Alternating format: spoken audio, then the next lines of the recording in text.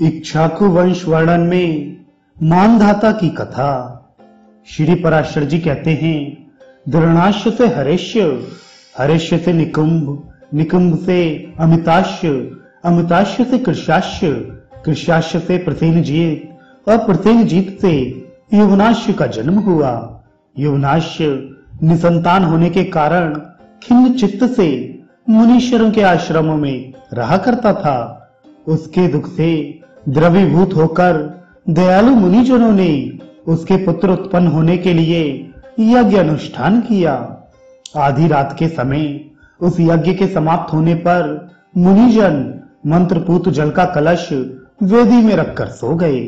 उनके सो जाने पर अत्यंत पिपासाकुल होकर राजा ने उस स्थान में प्रवेश किया और सोए होने के कारण उन ऋषियों को उन्होंने नहीं जगाया तथा उस अपरिमित महात्म्यशाली कलश के मंत्रपूत जल को पी लिया।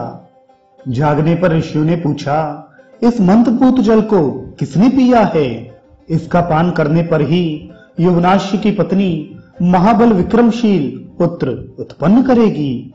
यह सुनकर राजा ने कहा, मैंने ही बिना जाने यह जल पी लिया है। अतः यवनाश्य के उदर में गर्भ स्थापित हो गया और क्रमशः बढ़ने लगा। यथा समय बालक राजा की दाईं कोख फाड़कर निकल आया, किंतु इससे राजा की मृत्यु नहीं हुई। उसके जन्म लेने पर मुनियों ने कहा, यह बालक क्या पान करके जीवित रहेगा? उसी समय देवराज इंद्र ने आकर कहा, यह मेरे आश्रय जीवित रहेगा। अतः उसका नाम मानधाता हुआ। देवेंद्र ने उसके मुख में अपनी तर्जनी अंगूठे के पास की अंगुली दे दी और वह उसे पीने लगा। उस अमृतमय अंगुली का आस्वादन करने से वह एक ही दिन में बढ़ गया। तभी से चक्रवर्ती मानधाता सप्तद्वीपा पृथ्वी का राज्य भोगने लगा।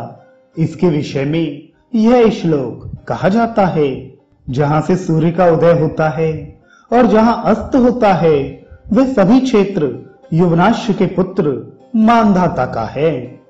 मानधाता ने शतबिंदु की पुत्री बिंदुमती से विवाह किया और उससे कुरुकुत्स, अम्बरीश और मुचकुंद नामक 3 पुत्र उत्पन्न हुए तथा उसी बिंदुमती से उनके 50 कन्याएं हुईं।